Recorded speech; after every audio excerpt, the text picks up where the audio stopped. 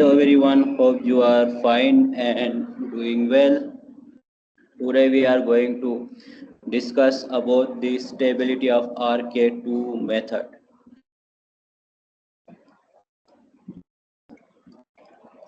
Stability of RK2 method. Stability किसको कहते हैं? अगर कोई भी सिस्टम स्टेबल है उसका मतलब ये है कि जब आप सॉल्यूशन के अमूमन मैथमेटिकल एनालिसिस में आप तीन टर्म पढ़ते हैं, कोई भी डिफरेंशियल इक्वेशन आप पढ़ते हैं तो वहाँ एक होता है एग्जिस्टेंस,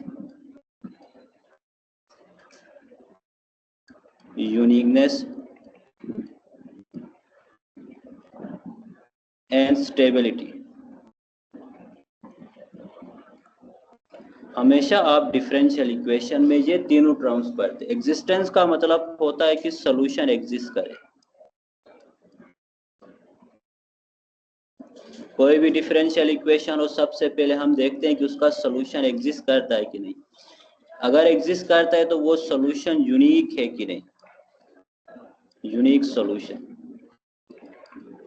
यूनिक सॉल्यूशन का मतलब है कि कोई भी आप डिफरेंशियल इक्वेशन सोल्व करते हैं उसका एक ही सॉल्यूशन मिले, एक से ज्यादा सॉल्यूशन नहीं होने चाहिए।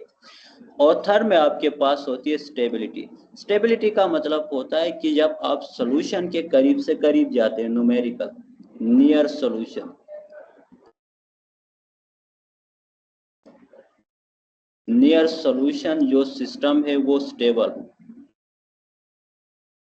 सिस्टम स्टेबल हो का मतलब है सॉल्यूशन के आप करीब से करीब जाते हैं तो जो सिस्टम है वो सॉल्यूशन के करीब से करीब जाना चाहिए। यानी आप सॉल्यूशन फाइंड करना चाहते हैं न्यूमेरिकली, तो उस सॉल्यूशन पॉइंट के करीब से करीब जब आप वैल्यूज पुट करते हैं तो वो सॉल्यूशन के करीब वैल्यूज जानी चाहिए।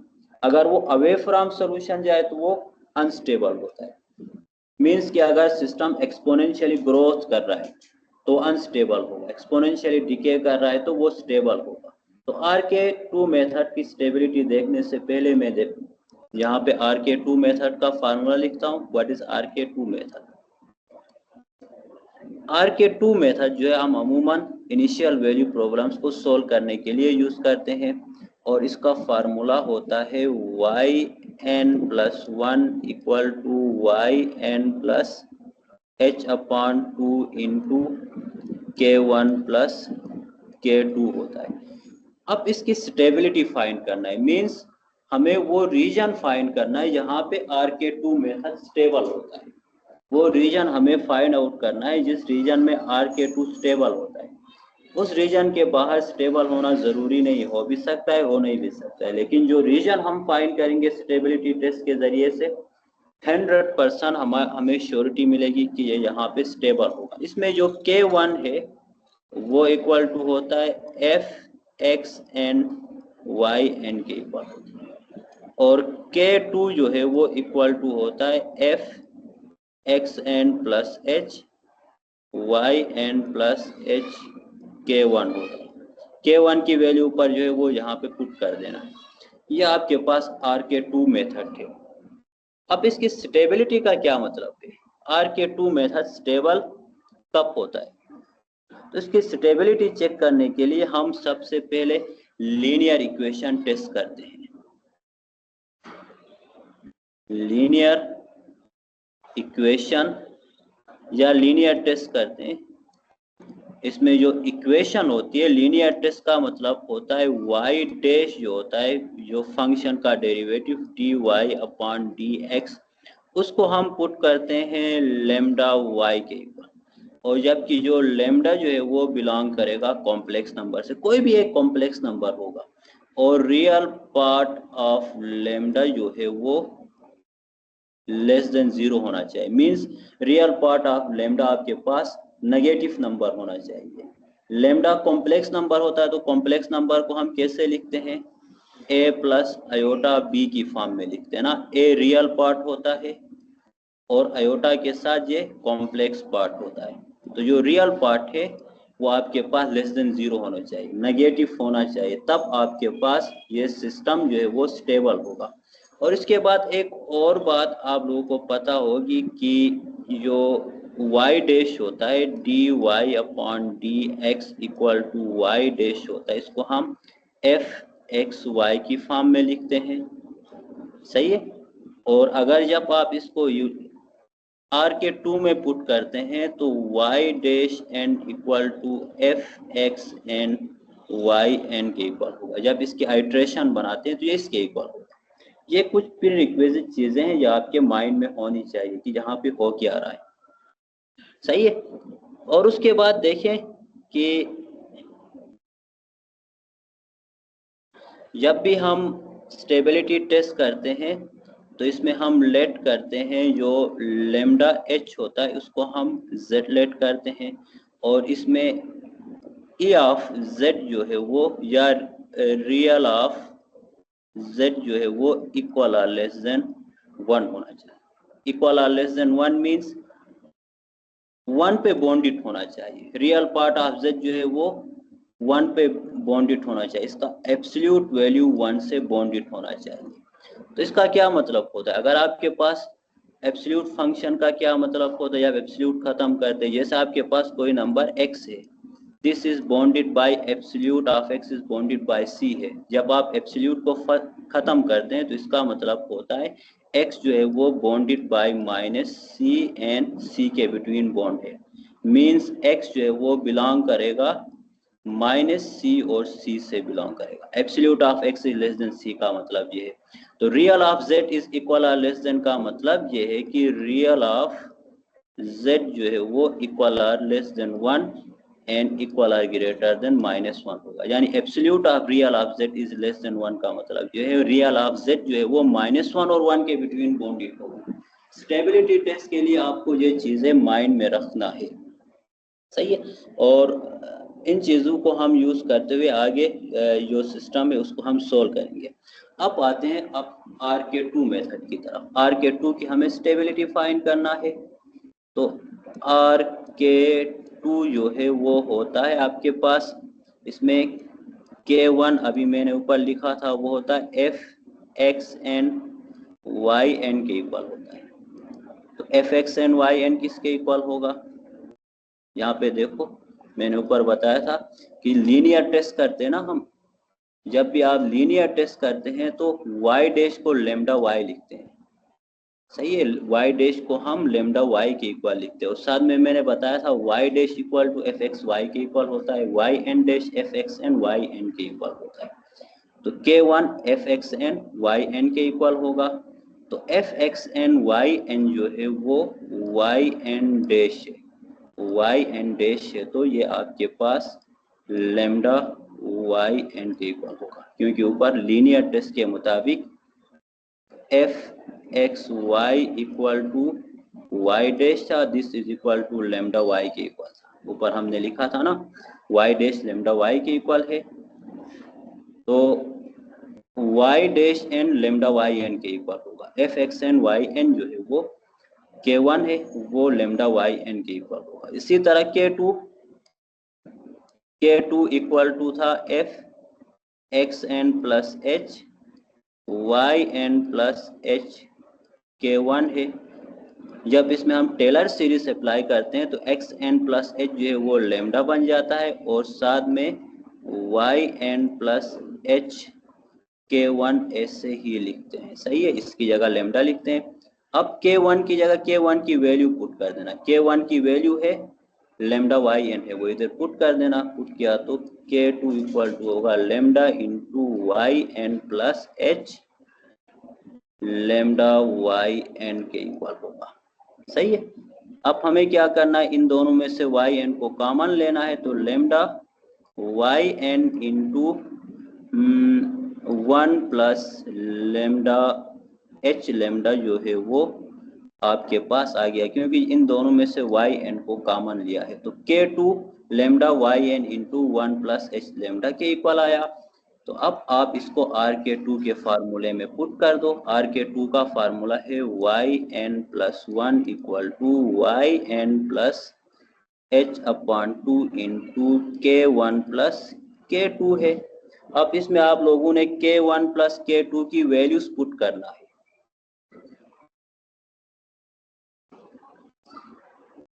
सही है।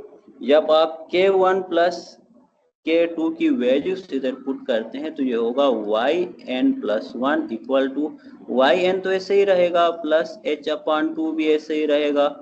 k1 की वैल्यू है लेमडा yn जो हमने ऊपर फाइंड किया था, प्लस k2 की value lambda yn into 1 plus lambda h के इक्वल है। ये आपके पास k2 की वैल्यू है जो अभी फाइंड किया वो इधर पुट कर दिया हमने। अब यहाँ से आगे आपने इसको मजीद सिंप्लीफाई करना है। मजीद सिंप्लीफाई करने के लिए इसको हम लिख सकते हैं yn प्लस h/2 को अंदर मल्टीप्लाई कर देना। जब h/2 को हम अंदर मल्टीप्लाई करते हैं तो ये h लेमडा अपॉन 2 yn होगा। फिर यहाँ से देखो बल्कि यहाँ पे ना मैं एक काम करता हूँ, इसको मैं मिटा देता हूँ। h/2 को फिलहाल एक यहाँ रहने दो, एक और स्टेप करते हैं फिर h/2 से मल्टीप्लाई करते हैं। तो ये h/2 into lambda yn plus यहाँ लेमडा yn से इसको मल्टीप्लाई कर दो, ये lambda yn plus lambda square hyn होगा, ये इस तरह होगा। तो यहाँ से ये होगा yn plus lambda upon 2 into lambda yn plus lambda yn two lambda yn होगा प्लस लेमडा स्क्वायर hyn के इक्वल होगा।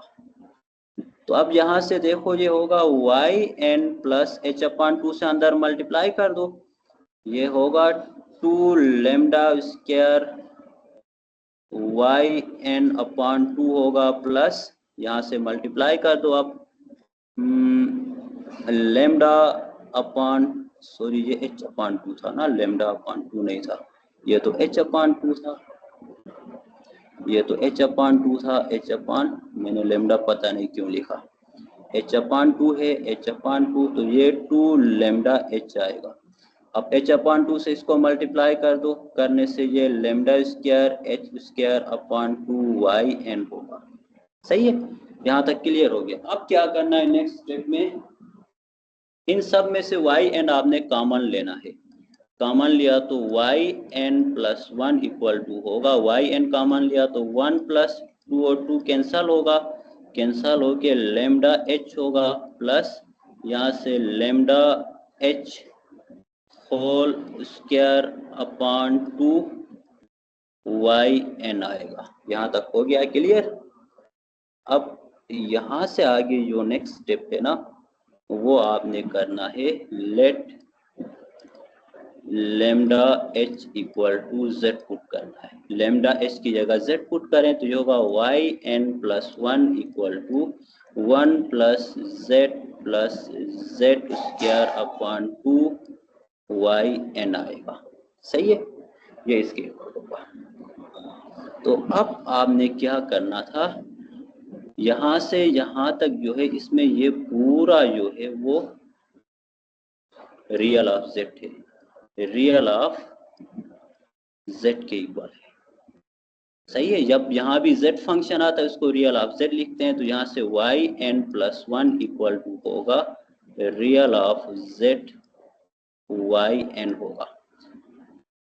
सही है, तो यहाँ से देखो रियल ऑफ z क्या आया, real of z equal to आया 1 प्लस z स्क्वायर अपॉन 2, ये रियल ऑफ z है। तो शुरू में मैंने बता दिया था स्टेबिलिटी फाइंड करने के लिए real of z is less then और इक्वल टू 1 होना चाहिए। स्टेबिलिटी के लिए जरूरी था, स्टेबिलिटी के लिए रियल ऑफ z की absolute value less than equal to 1 होना चाहिए। जब एब्सोल्यूट को खत्म करते हैं तो -1 equal are less than real of z equal are less than 1 होना चाहिए, यही था ना। तो अब आप लिखो रियल ऑफ z की absolute value equal are less than 1 कर दो। रियल ऑफ z जो है वो 1 प्लस z स्क्वायर अपॉन 2 है, इसका absolute value equal are less than 1 होगा। अब एब्सोल्यूट को ओपन कर दो, ओपन करने से ये -1 equal are less than 1 plus z square upon 2 equal are less than 1 होगा। अब हमें यहाँ से जो कांस्टेंट टर्म है ना इसको खत्म करना है। इस कांस्टेंट टर्म को खत्म करने के लिए 1 को सब्ट्रैक्ट करना होगा ना, बोथ साइड सब्ट्रैक्ट करना होगा। क्योंकि यहाँ 1 को सब्ट्रैक्ट करते हैं, सब्ट्रैक्ट 1 मीन -1 को तीनों साइड में अप्लाई करते हैं, तो ये होगा -1 equal less than -1 + 1 plus z square upon 2 equal less than -1 + 1 होगा, क्योंकि -1 को पूरी साइड में अप्लाई कर दिया है। -1 होगा which is equal less than -1 + 1 0 होगा, तो ये z square upon 2 and this equal less than 0 होगा। ये आपके पास आ गया रियल ऑफ z इसी के इक्वल आया। तो अब यहाँ पे देखें, जो मेन काम है ना वो आपका यहाँ पे, इधर आपने मेन जो काम है आपका वो इसको आपने इधर समझना है। तो इसमें हो क्या रहा है एक्चुअली, जो z + z स्क्वायर अपॉन 2 जो है ना वो -2 एंड 0 के बिटवीन पॉइंट है। देखिए -2 एंड 0 के बिटवीन पॉइंट है, और z इज इक्वल टू जो है वो लैम्डा h के इक्वल था, z square equal to lambda h whole square के इक्वल था। अब आप एक बात देखें, ये दोनों term z + z square upon 2 -2 और 2 के 0 के बिटवीन पॉइंट है, मीन z के साथ मैंने z स्क्वायर अपॉन 2 को ऐड कर दिया, तो ये -2 एंड 2 के बिटवीन बॉन्ड है। तो जब मैं इस टर्म को रिमूव करता हूँ तो क्या इसके बॉन्डेडनेस पे इफेक्ट होगा? नहीं होगा, क्योंकि जब हम किसी टर्म को ऐड करते हैं तो तब इसकी बॉन्डेडनेस इफेक्ट होती है। तो यहाँ पे -2 equal less than z is equal less than 0 कर सकता हूँ मैं, 0 कर दिया तो यहाँ से -2 equal less than lambda h equal less than 0 होगा। तो यहाँ से आपको पता चला लैम्डा h जो है वो बिलोंग करता है -2 एंड 0 से, यानी लैम्डा h -2 और 0 के बिटवीन कौन है। अब आपने इसको क्या करना है, दोबारा एब्सोल्यूट में कन्वर्ट कर देना है। तो अब देखो -2 is less than lambda h है, lambda h is less than 0 है, 0 is less than r equal to 2 कर सकता हूँ मैं। ये है ना, ये मैथमेटिकली सही बात है, ट्रू बात है। तो यहाँ से होगा lambda h is equal less than 2 होगा। तो ये आपके पास RK2 मेथड की स्टेबिलिटी होगी। RK2 मेथड जो है वो -2 एंड 0 के बिटवीन स्टेबल होगा, या फिर लैम्डा h जो है वो इक्वल लेस देन 2 होगा, तो उसके बिटवीन RK2 मेथड आपका स्टेबल होगा। आई होप कि आप लोगों को समझ में आया होगा। बाकी नेक्स्ट में हम RK3 मेथड देखते हैं। Thank you very much.